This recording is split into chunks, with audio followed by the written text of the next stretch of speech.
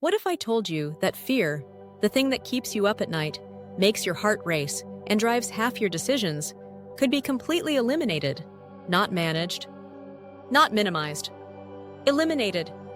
According to the Buddha, this isn't just a fantasy, it's the key to true freedom. Imagine living without being ruled by what might happen, what could go wrong, or who might hurt you. Sounds impossible? Stick around, because the path out of fear doesn't start with control. It starts with understanding. In the Dhammapada, the Buddha says that a wise person is beyond fear, not because life is safe, but because fear itself is an illusion. And there's a famous Zen story that brings this to life. During a Japanese civil war, an army swept through a village. Everyone fled, except for one Zen master. When the general confronted him, sword in hand, he shouted, "I'm the kind of man who can run you through without blinking an eye." The master calmly replied, "And I'm the kind of man who can be run through without blinking an eye." That's the kind of unshakable presence we're talking about. That's what it means to be truly free. But how do we get there?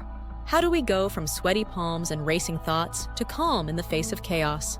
It starts with understanding fear itself. Fear is blinding. When you walk into a forest thinking there's a bear, every shadow, every twig snap becomes a threat.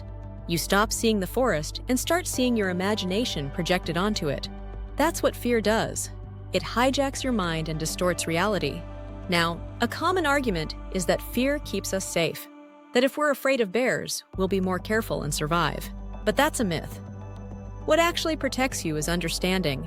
Knowing that bears exist, what their behavior is like, and how to respond if you see one, that is what keeps you safe. Fear, on the other hand, keeps you stuck in a mental loop. It doesn't update. You check the locked door again and again, not because it's unlocked, but because fear doesn't trust the truth. It doesn't let the mind learn. So where does fear come from? Fear is born from thought. Specifically, thoughts about future pain, losing money, getting hurt, being rejected. And these thoughts are rooted in one thing: desire. The desire to avoid pain. The desire to stay safe. Seems reasonable, right? But here's the catch. You can't actually guarantee your own safety. A tornado could destroy your house tomorrow. A car could run a red light. A virus you didn't know existed could change your life. No amount of planning, prepping, or overthinking will change the fact that the ultimate outcome of life, what we call fate, isn't in your control. And that freaks us out. But there's wisdom in that fear, if we're willing to face it. Once we realize that our security is never fully in our hands, we have a choice. We can either live in constant fear of what might go wrong, or we can shift our mindset about fate itself. Because while we can't control what fate does, we can learn how it works. Fate operates like a merchant or accountant. It trades based on a contract, cause and effect, action and consequence. The more we understand that contract, the more skillfully we can navigate life.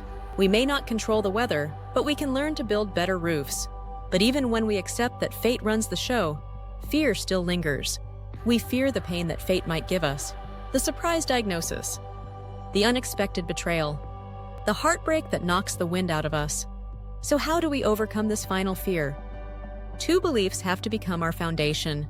First, every pain that comes our way is necessary, not random. Not cruel, necessary. It arrives to teach, to wake us up, to shape us. Second, every pain is bearable.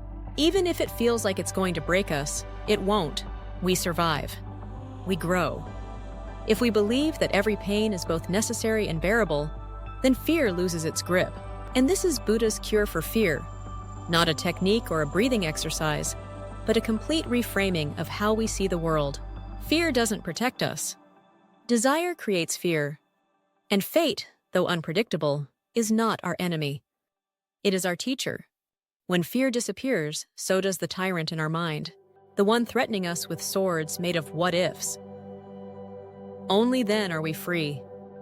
Free to live fully. Free to act wisely.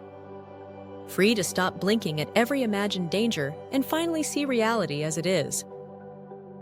And maybe, just maybe, that's what real peace looks like.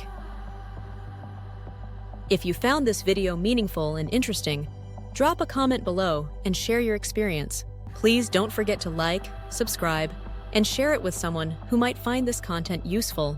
And as always, thank you for listening, And we'll see you next time.